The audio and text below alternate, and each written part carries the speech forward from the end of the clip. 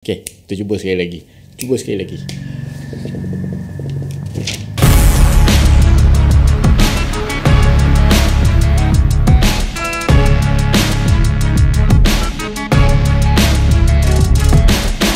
Okey. Skrip dah ada. Okey. So baru habis saja melakukan program vision therapy pada seorang remaja yang memiliki keadaan mata bila melihat jauh, kejap pakai satu mata, kejap pakai dua. Kejap pakai satu, kejap pakai dua. Bila lihat dekat pula, memang pakai sebelah mata saja. So, beliau mengalami keadaan juling apabila dalam keadaan yang stres. So, ini yang saya nak bincangkan kepada remaja yang dapat juling pada zaman remaja mereka. Saya Syahrizal Ridwan, optometris yang bukan sahaja cek kepada rabun sahaja, tetapi cek kepada keadaan masalah yang berlaku kepada sistem penglihatan yang boleh mengganggu dari segi penampilan dan juga prestasi akademik dan pekerjaan. So, jadi bagi anda yang baru dalam channel ini, yang baru melihat video saya ini, ada video-video yang lain juga anda boleh lihat. Tetapi kalau anda belum lagi subscribe, sila subscribe. Dan kalau telah subscribe, terima kasih. Saya nak cerita tentang seorang pasien saya. Nama dia Aisyah. So Aisyah ni dia form 5, tingkatan 5. So kategori remaja lah. So bila remaja ni, keadaan yang paling sebagai seorang yang tingkatan 5 ni, dia nak belajar tu janganlah stres sangat. Kemudian dia nampaklah banner saya, banting saya kat kawasan Kuala Kangsar ni. Dia kata, saya nampak mata stres bila belajar. So saya nak tahu sebab saya stres sangat bila belajar ni, rasa stres. So saya buatkan ujian. So ujian bukan sekadar power saja, kita tengok power dia tengok harmoni ataupun tidak. Dan kemudian bila kita test, saya test kepada dua perkara yang kebanyakan kalau sebagai seorang pelajar kena test yang ini, iaitu eye focusing dia dan juga eye teaming dia. So tidak berada pada fasa ataupun tahap yang sepatutnya. Dan saya pun berikan, saya cadangkan satu cermin dapat mengurangkan simptom. Tetapi saya kata yang terbaik sekali untuk rawat perkara ini ataupun masalah yang dihadapi ini masa tu adalah vision stress dengan program vision therapy. So dengan masa yang hampir untuk SPM, so orang kata mungkin masa terhad. So beliau tidak mengambil program tersebut. Dengan sekadar mengambil cermata, simptom yang beliau alami 50% dapat dikurangkan. So teruskanlah. Lepas tu selang 2 tahun beliau datang balik. Tapi kali ni datang dalam keadaan yang cemas. Saya pun bila saya punya staff kata okey, ada kes yang ini, dia pernah datang dengan kita, dia pernah buat. Bila saya lihat wajah dia, seorang remaja yang dah masuk melangkah ke universiti. Okey, dia datang betul, saya lihat, saya agak terkejut dalam hati saya lah. Tapi saya sebagai optometris kena bertenang lah. Sebab jumpa kes-kes yang begini, profesional ataupun pakar kena tenang, relax. Sebab kalau kita sendiri yang gelabah, hui, apa dah jadi, nanti kita punya patient pun lagilah menggelabah. Kenapa bersikap macam tu? Mata belah kiri memang dah bukan dalam keadaan yang straight. So mengalami keadaan yang tak straight ni menyusahkan, menyukarkan lagi keadaan-keadaan dia nak belajar tu. Menyebabkan bila dia belajar, dia rasa macam diri dia rasa kekurangan. Sebab dia kata, saya mata dah jadi macam ni. So bila mata macam ni, saya nak tengok macam mana saya nak buat lagi. Bila saya tanya, rupanya ibu dia, bila dia dapat tahu anak dia mengadu dengan menangis-nangis, bangun-bangun pagi, tiba-tiba mata dalam keadaan macam tu.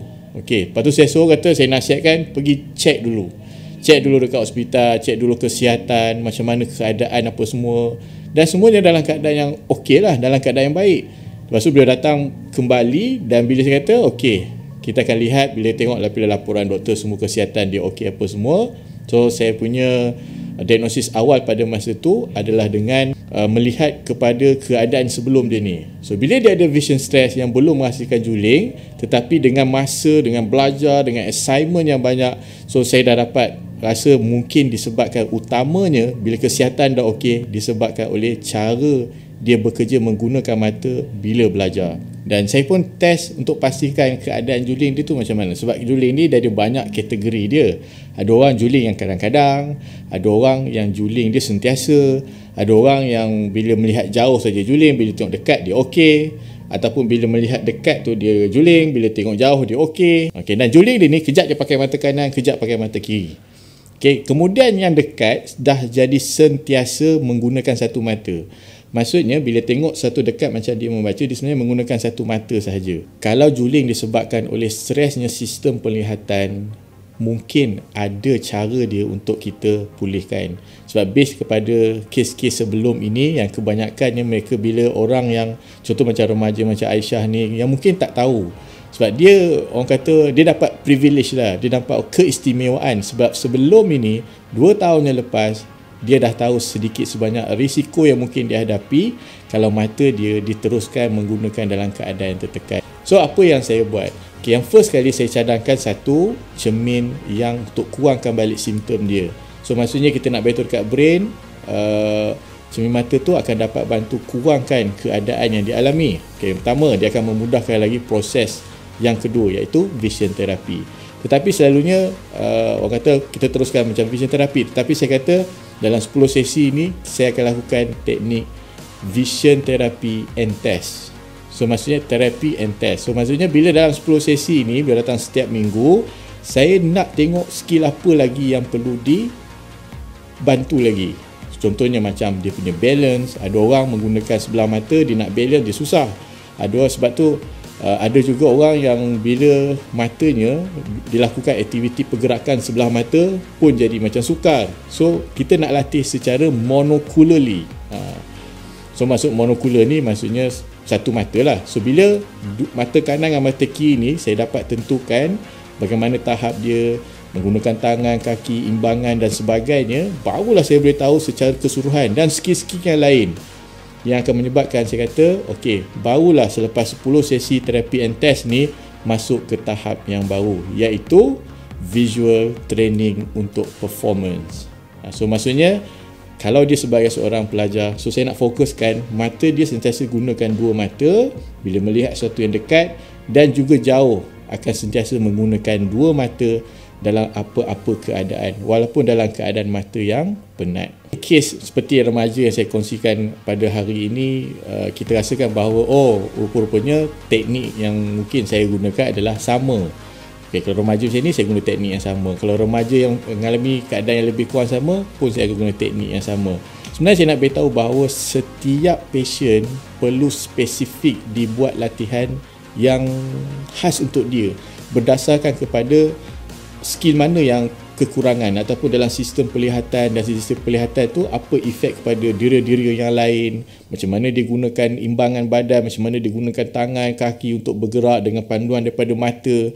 So perkara ini setiap orang berbeza, tetapi macam saya kata tadilah, setiap orang bila dia berbeza, saya kena lihat kepada 10 sesi ni dulu, at least, terutama sekali dalam kes yang juling.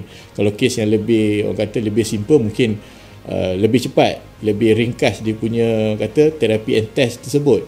Tetapi dalam kes juling ini saya mengambil lebih kurang dalam 10 sesi untuk tahu bagaimana sikap mata ini dalam keadaan melakukan aktiviti-aktiviti yang tertentu. Jadi bila dah buat terapi and test ni, so saya buat satu plan ataupun vision therapy plan, dan daripada terapi plan itulah selepas setiap sesi saya akan lihat balik kemajuan dia dapat, data yang saya dapat, dan kemudian saya lihat balik terapi yang seterusnya dan plankan balik mengikut sesi demi sesi, minggu demi minggu. Kalau kita menonton video ini, kita rasa kita adalah remaja yang memerlukan bantuan.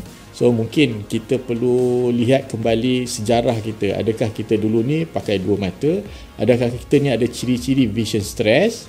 Ataupun sebenarnya kita ni memang memiliki keadaan perkembangan sistem penglihatan yang kurang baik ataupun tidak matang seperti mana orang lain.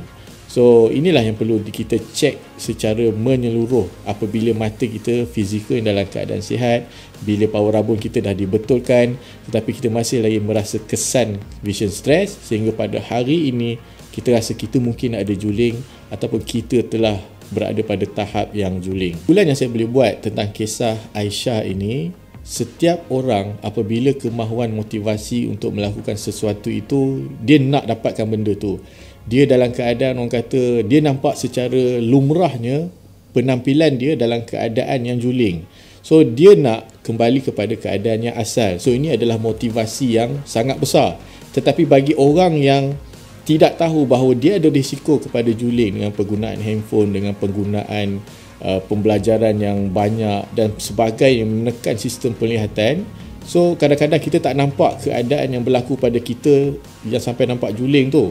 Sebab ingat, vision stress ni salah satu risiko akhir dia adalah dengan keadaan yang juling. So bila keadaan juling ni, dia memotivasikan si Aisyah ini untuk kembali pada keadaan yang sebenar. Dan saya nak beritahu pada anda yang menonton video ini, kalau kita perasan mungkin anak kita ni nampak macam juling, ada masa juling macam mana state, kita pun confused, ataupun kita lah remaja yang menonton video ini, kita rasa macam kadang-kadang aku selfie tengok macam mata aku straight, macam aku mata straight, ataupun kadang kawan kita kau tengok mana, kadang-kadang makin lama makin kerap.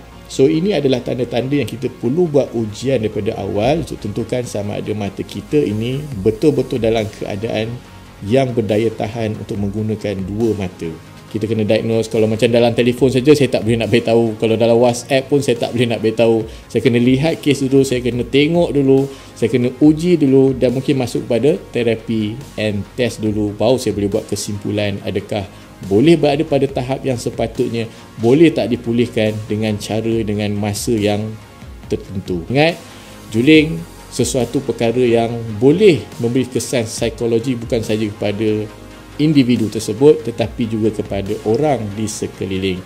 So rawat dan juga berilah satu harapan kepada sistem penglihatan kita ini supaya berada pada tahap yang sepatutnya. Dengan kejayaan daripada sistem penglihatan kita, kita bertambah lagi confident kita untuk berjaya dalam kehidupan.